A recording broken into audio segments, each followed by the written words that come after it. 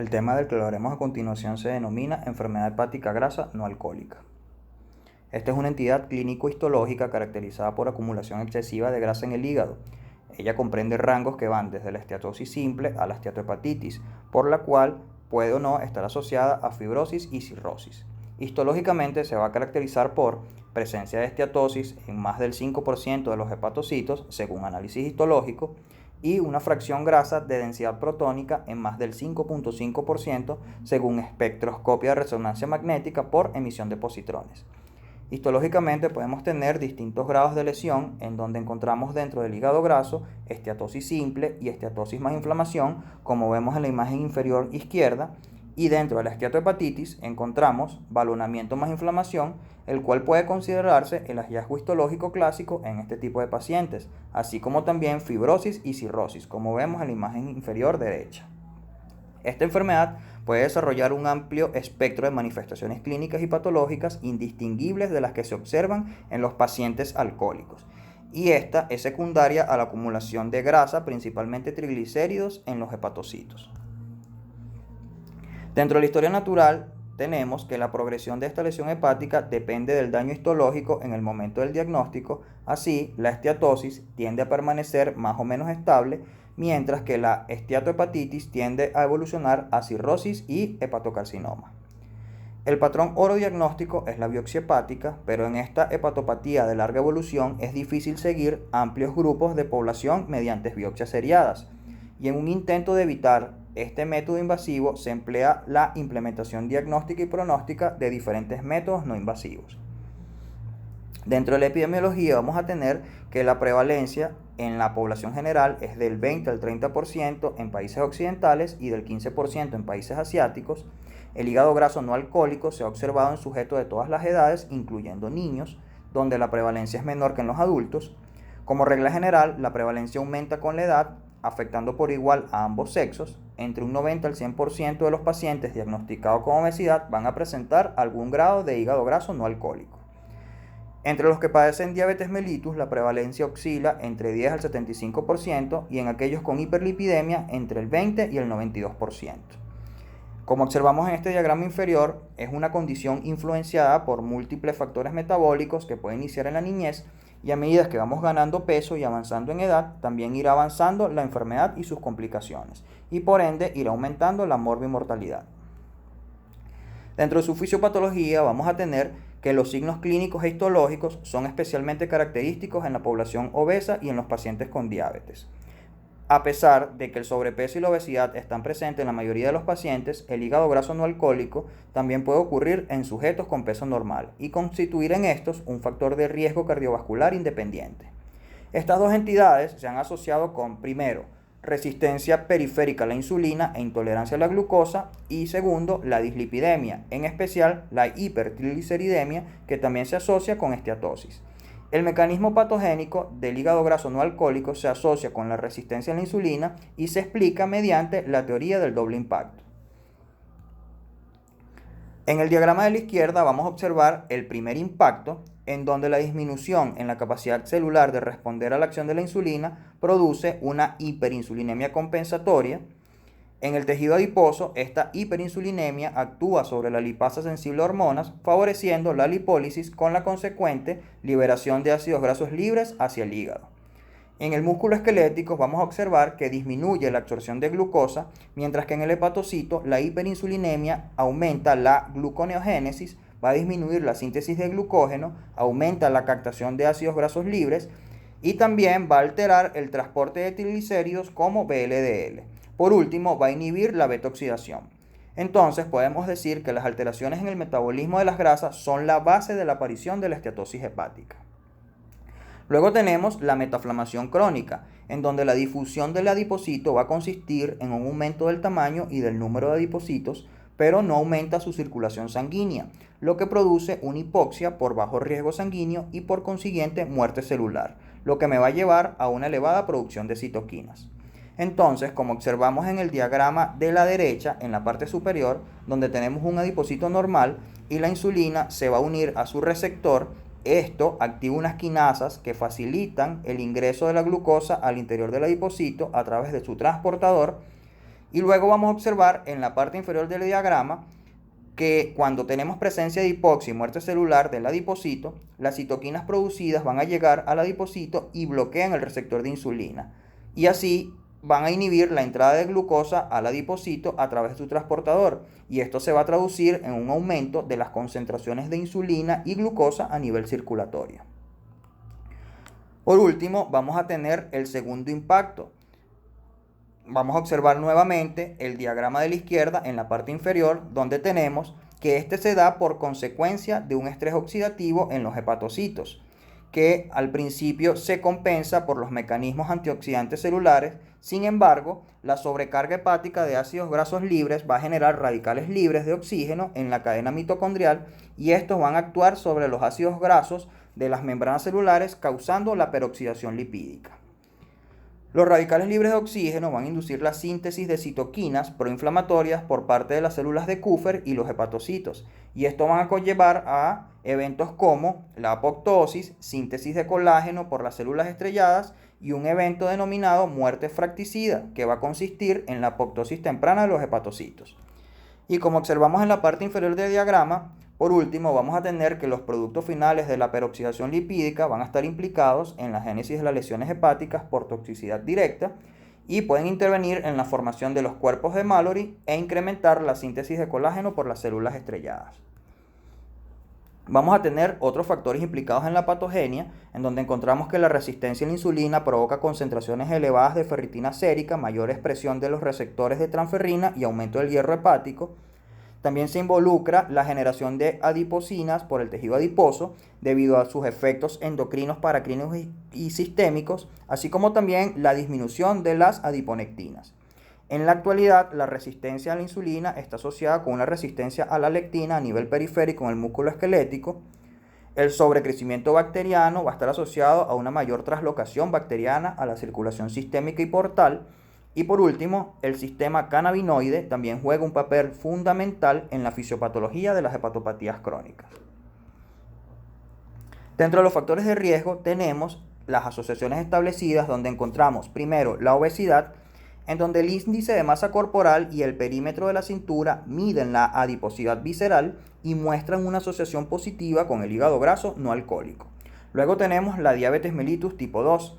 Estos pacientes tienen una tendencia de acumular más grasa en el hígado de manera independiente al índice de masa corporal y tienen una elevada asociación con enfermedad hepática grasa no alcohólica severa, como es el caso de la aparición de esteatohepatitis, progresión a fibrosis y hepatocarcinoma. Luego tenemos la dislipidemia y por último el síndrome metabólico, el cual está definido por la presencia de dos características como son la alteración de las glicemias en ayuna, la hipertrigliceridemia, los niveles bajos de colesterol HDL, el aumento del perímetro abdominal y la hipertensión arterial. Aquí también podemos mencionar la resistencia a la insulina y esta se puede estudiar mediante el modelo miostático para resistencia a la insulina, el cual va a estar dado por dos parámetros de laboratorio muy simples como son la glucosa y la insulina en ayunas. Y este nos va a estudiar el bloqueo o resistencia periférica a la acción de la insulina. Luego tenemos las asociaciones emergentes, en donde encontramos el síndrome ovario poliquístico, el hipotiroidismo, el hipogonadismo, entre otros. En el cuadro inferior vamos a observar las mutaciones genéticas, en donde la más estudiada es la PNPLA3, la cual se relaciona con un incremento en la síntesis de triglicéridos y una disminución en la hidrólisis y represión de ácidos grasos de cadena larga. Los factores de riesgo mencionados también condicionan a patologías extraintestinales relacionadas con la enfermedad hepática grasa no alcohólica, en donde tenemos que los fenómenos de metaflamación crónica no solo se producen en el hígado, sino también en tejido adiposo cardiovascular y renal, y esto se va a traducir en enfermedad cardiovascular avanzada, arteriopatías, arritmias y enfermedad renal crónica.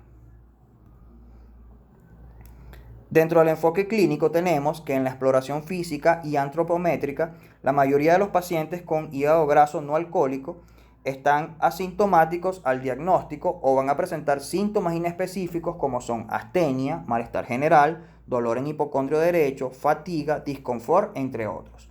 Únicamente entre un 5 al 10% van a debutar con hepatopatía descompensada y al examen físico es frecuente en la el hallazgo de una hepatomegalia, hasta en un 70% de los casos, y hasta en un 30% de los casos pueden haber signos de hepatopatía avanzada. Dentro del estudio de los laboratorios de rutina vamos a tener la elevación leve a moderada de las enzimas hepáticas hasta 2 a 5 veces por encima del valor normal, una relación TG-TGP menor a 1 a diferencia de la esteatohepatitis alcohólica, y una fosfatasa alcalina aumentada de 2 a 3 veces por encima del valor normal. Vamos a encontrar una ferritina sérica ligeramente aumentada y una saturación de transferina normal o aumentada. Ante la sospecha del hígado graso no alcohólico, hay que tener en cuenta parámetros como exclusión de un consumo excesivo de alcohol, el descarte de infección por hepatitis B o C, el descarte del consumo de fármacos asociados a esteatosis, como es el caso de la amiodarona, metotrexato, tamoxifeno, glucocorticoides, entre otros, y la exclusión de otras causas de hepatopatía crónica. Así como también hay que hacer estudios complementarios para hacer diagnóstico diferencial con enfermedad celíaca, enfermedad tiroidea y síndrome de ovario poliquístico. En el enfoque clínico podemos encontrar dos escenarios. El primero, podemos hacer una detección accidental de un hígado hiperecogénico en el estudio de imagen solicitado por otro motivo, y aquí hay que realizar evaluación de antecedentes familiares, de antecedentes personales de enfermedades asociadas a hígado graso no alcohólico, y hay que descartar las causas secundarias de esteatosis. Y tenemos un segundo escenario en donde vamos a tener la presencia de obesidad, diabetes y un hallazgo incidental de enzimas hepáticas elevadas en pacientes con factores de riesgo metabólicos, en donde tenemos que hacer utilización de métodos no invasivos para predecir la presencia de esteatosis, esteatohepatitis y fibrosis. Podemos encontrar otras características clínicas como que hasta en un 40% de los pacientes con valores de ALT normal pueden presentar esteatohepatitis o fibrosis avanzadas, a diferencia que hasta en un 60% de pacientes con valores de ALT anormal pueden no presentar esteatohepatitis o fibrosis avanzadas. Y por último, la enfermedad puede estar presente en distintos fenotipos, es decir, podemos tener sujetos delgados y puede haber presencia de esteatosis en diferentes grados en los estudios de imágenes. Dentro de los métodos diagnósticos no invasivos vamos a tener primero los biomarcadores y marcadores directos de inflamación y fibrosis, en donde encontramos primero dentro de los directos el ELF o Enhanced Liver Fibrosis, el cual es un análisis de sangre que mide 3 moléculas involucradas en el metabolismo de la matriz hepática y nos va a dar una puntuación que refleja la gravedad de la fibrosis hepática. Este lo podemos combinar con métodos indirectos, como es el caso de los score para fibrosis, en donde tenemos el score de fibrosis para enfermedad de hígado graso no alcohólico. Este va a estar compuesto por parámetros como edad, hiperglucemia, índice de masa corporal, recuento de plaquetas, albúmina y relación a ST-ALT, en donde tenemos que nos va a identificar de forma independiente a los pacientes con hígado graso no alcohólico. Vamos a encontrar otros scores menos sensibles como es el índice APRI y el FIB4.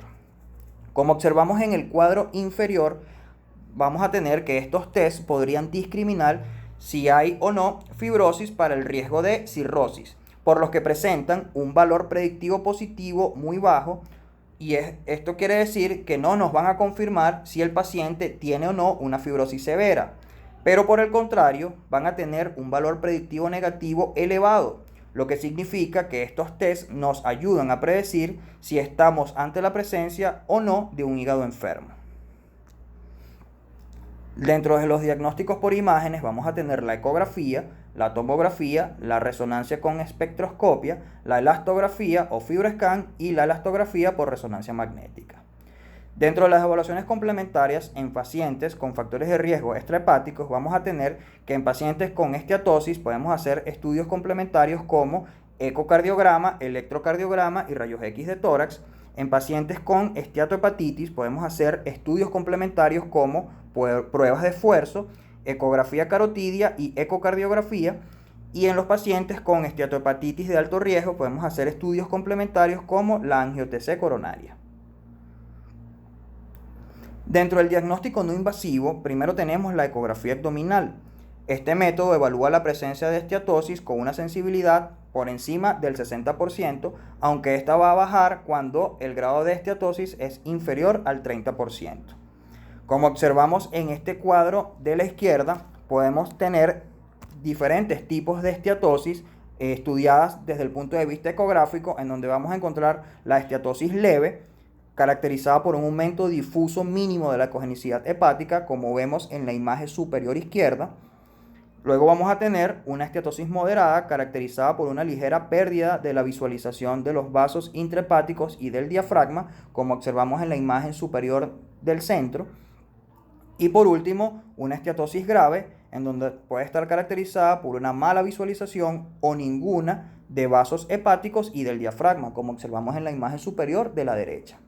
Luego observamos en la imagen central los diferentes grados de lesión hepática, en donde tenemos el hígado graso con los diferentes parámetros ya mencionados y un hígado cirrótico, en donde podemos encontrar ascitis, alteración en la cogenicidad, alteración en la ecotextura, disminución de los diámetros del hígado, así como también la presencia de nódulos que pueden estar relacionados desde el punto de vista histológico con nódulos de regeneración. Luego vamos a tener el siguiente estudio, como es el caso de la TAC de abdomen con doble contraste.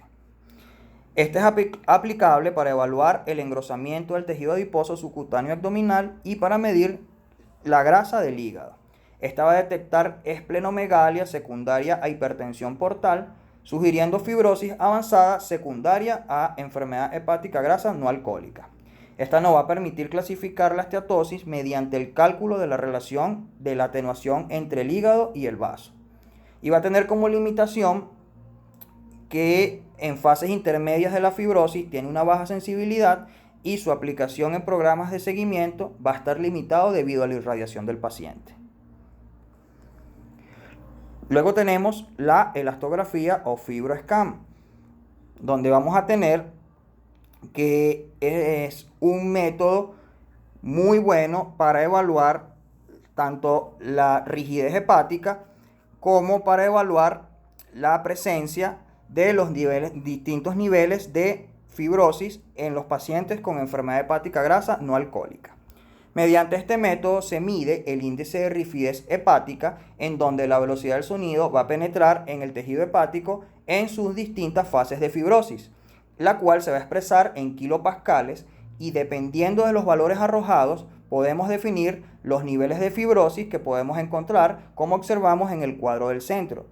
Y esta tiene como baja sensibilidad que no nos hace un diagnóstico diferencial de otras causas de cirrosis hepática. Luego tenemos el siguiente estudio denominado elastografía por resonancia magnética. Este posee una mayor precisión diagnóstica de la fibrosis y no se ve tan condicionada por factores como es el caso del índice de masa corporal.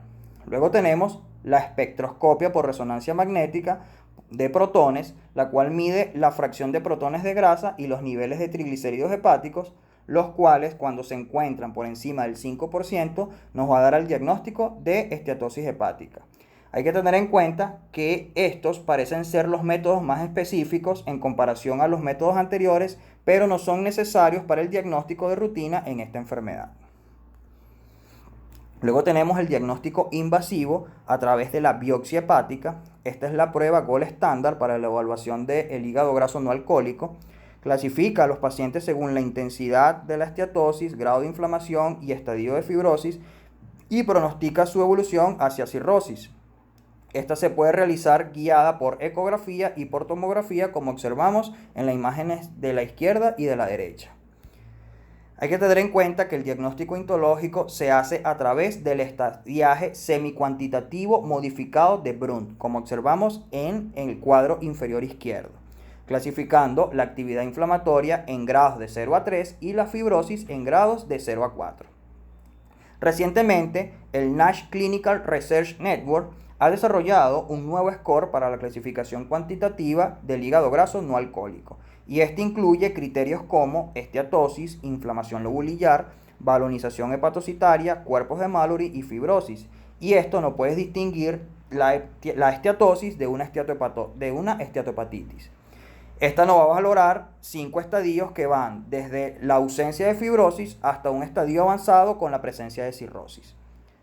También vamos a tener otros hallazgos no asociados a ningún score, como los que observamos en la imagen inferior derecha, que nos pueden orientar a la presencia de una esteatosis simple o la presencia de una esteatohepatitis. Hay que tener en cuenta que la biopsia hepática está indicada en los siguientes casos. Primero, cuando tenemos la sospecha de una coexistencia de un hígado graso no alcohólico con otras enfermedades hepáticas, cuando hay persistencia de la alteración del perfil hepático a pesar de la intervención médica inicial, como es el caso de la dieta, ejercicio y reducción de peso por más de 6 a 12 meses, y cuando los métodos no invasivos no presentan resultados concluyentes. En este cuadro inferior vamos a observar que la biopsia hepática es el patrón de oro con una sensibilidad por encima de los otros métodos diagnósticos y tiene como una importante variabilidad que puede tener una variabilidad interobservacional entre los patólogos que evalúan la muestra. Dentro de los diagnósticos específicos para cada entidad vamos a tener que la esteatosis simple puede ser diagnosticada por ecografía debido a que esto es un método de bajo costo, accesible y con buena sensibilidad. La esteatohepatitis nos va a aportar información pronóstica e indica el aumento del riesgo de progresión de cirrosis, fibrosis y sus complicaciones, y que la fibrosis es un factor pronóstico importante en el hígado, en la enfermedad hepática grasa no alcohólica, y van a existir diferentes marcadores séricos, como ya hemos mencionado, así como también distintos scores, teniendo en cuenta que el score de Barr va a ser un score simple con pocos parámetros, el cual, según el puntaje, puede definir con una ausencia de fibrosis cuando tenemos puntajes bajos y la presencia de fibrosis severa cuando tenemos puntajes altos.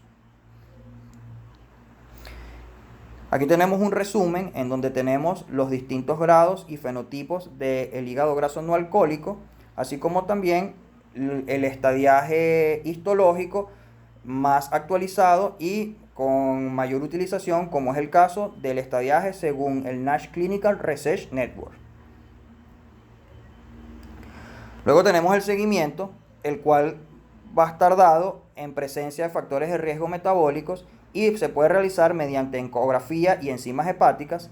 Cuando tenemos una esteatosis presente con unas enzimas hepáticas normales, tenemos que indicar marcadores séricos de fibrosis, en donde podemos tener pacientes con bajo riesgo y a esto se le realiza un seguimiento cada 2 años mediante enzimas hepáticas y biomarcadores de fibrosis, y pacientes con un riesgo medio o alto, en donde lo ideal es hacer una referencia a un hepatólogo o gastroenterólogo, el cual va a identificar otras enfermedades hepáticas, va a evaluar la severidad, la necesidad de biopsia, el monitoreo o tratamiento. También vamos a tener un escenario en donde las enzimas hepáticas están anormales y aquí hay que referir al especialista. También podemos tener escenarios como esteatosis ausente con enzimas hepáticas normales, y aquí hay que hacer un seguimiento cada 3 a 5 años con estudios como ecografía y enzimas hepáticas. Dentro de la evolución de la enfermedad vamos a tener que la esteatosis puede evolucionar a una esteatohepatitis hasta en un 40% en un lapso de tiempo de 5 años. La esteatosis progresa un estadio de fibrosis cada 14 años. La esteatohepatitis progresa un estadio de fibrosis cada 7 años, y esto aumenta el riesgo cuando tenemos presencia de diabetes e hipertensión. El hígado graso no alcohólico es un factor de riesgo para hepatocarcinoma, enfermedad renal, cáncer colorectal y trastornos metabólicos óseos.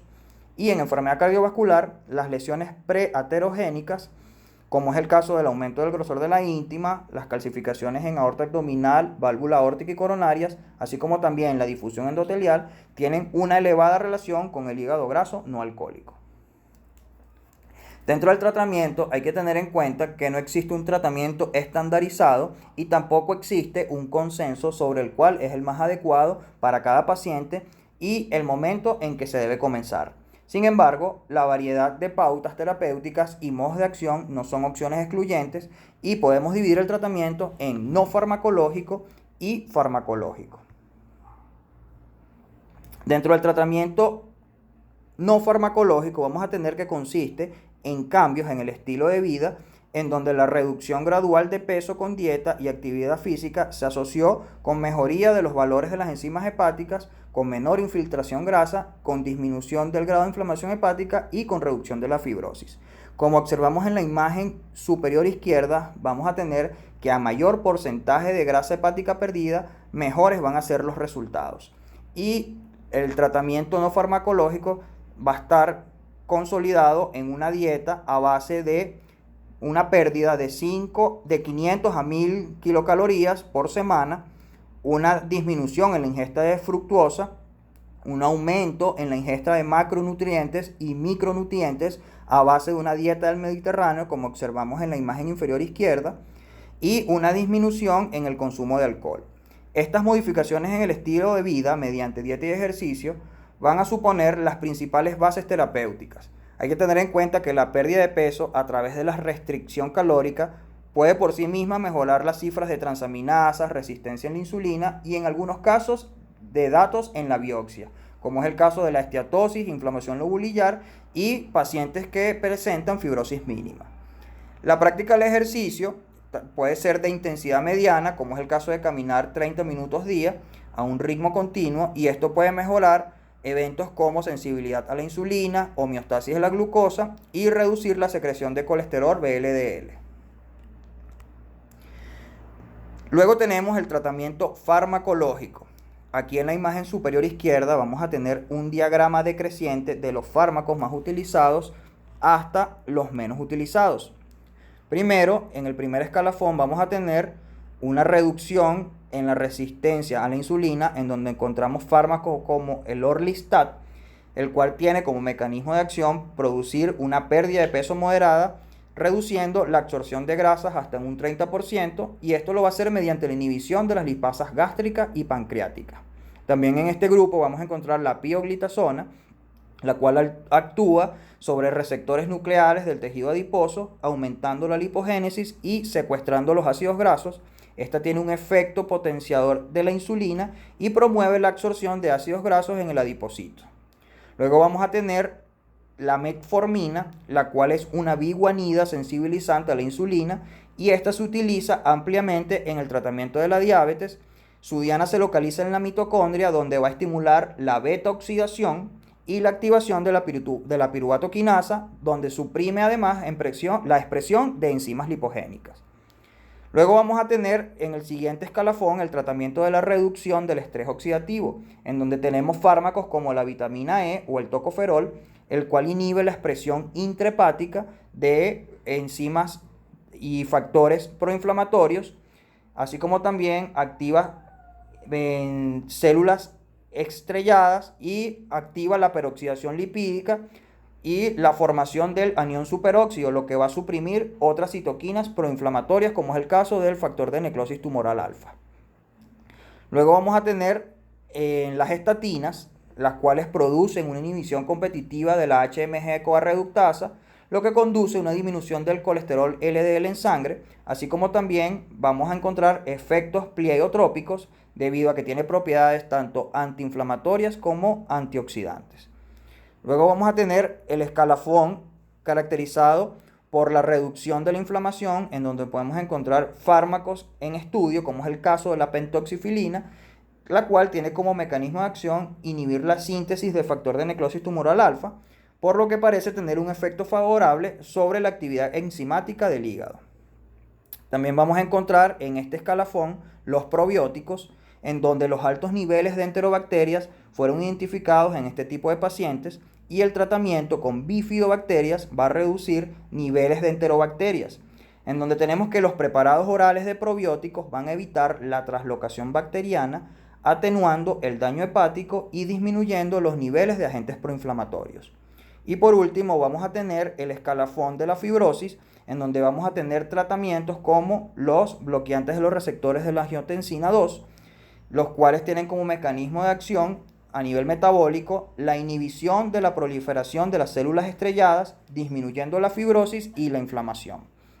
Dentro de las indicaciones de cada uno de estos fármacos vamos a tener que no se sugiere usar sensibilizadores de la insulina, como es el caso de la metformina y las glitazonas, como tratamiento específico en el manejo de pacientes con hígado graso no alcohólico, debido a que no tienen un efecto significativo en la mejoría histológica.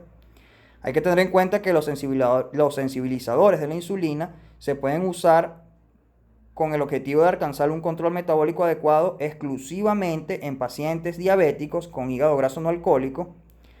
Se sugiere utilizar vitamina E a una dosis de 800 unidades al día como terapia farmacológica específica, pero hay que tener en cuenta que no debe usarse en pacientes diabéticos. En los pacientes con hígado graso no alcohólico, en quien se detecte déficit de vitamina D, es adecuado iniciar suplementos, dado que estas enfermedades están asociadas con resistencia a la insulina, diabetes tipo 2 y enfermedad cardiovascular. No está sugerido el uso de probióticos en el tratamiento con hígado graso no alcohólico, ya que solo mejoran parámetros bioquímicos y no parámetros histológicos. No se sugiere el uso de estatinas en tratamientos específicos para el manejo de hígado graso no alcohólico, excepto en pacientes que tengan dislipidemias. No se sugiere el uso de pentoxifilina.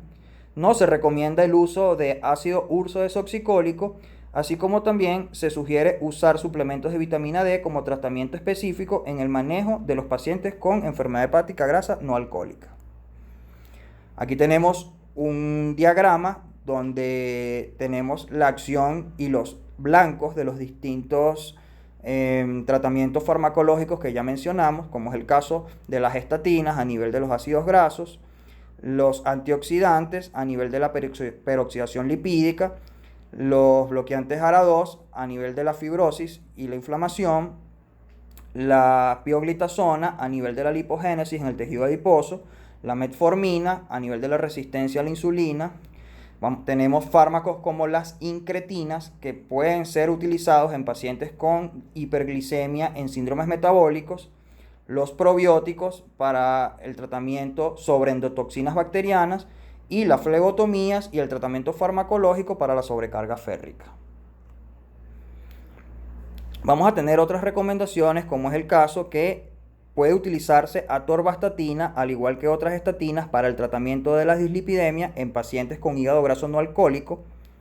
Un punto importante es la cirugía bariátrica, la cual se asocia con el control del sobrepeso, la diabetes, los cuales son factores de riesgo importantes en el hígado graso no alcohólico. Pero no hay una evidencia suficiente para hacer una recomendación al respecto de este tratamiento. Pero hay que tener en cuenta que los candidatos que tienen mejores resultados son aquellos en estadios tempranos de fibrosis, ya que los pacientes con fibrosis avanzada tienen un alto riesgo de descompensación hepática con cualquier procedimiento.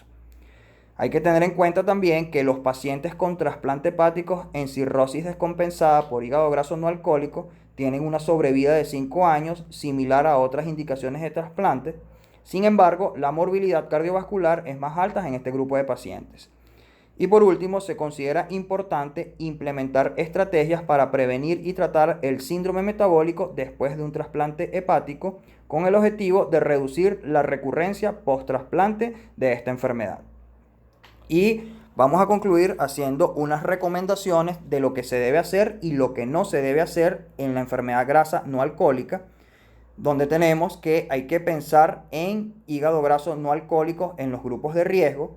Hay que evaluar el síndrome metabólico y la diabetes. Hay que estratificar no invasivamente primero. Hay que tener como meta perder de 7 al 9% del peso. Y hay que reconocer las limitaciones de las actuales terapias farmacológicas. Y lo que no debemos hacer es, primero, tamizar cada paciente.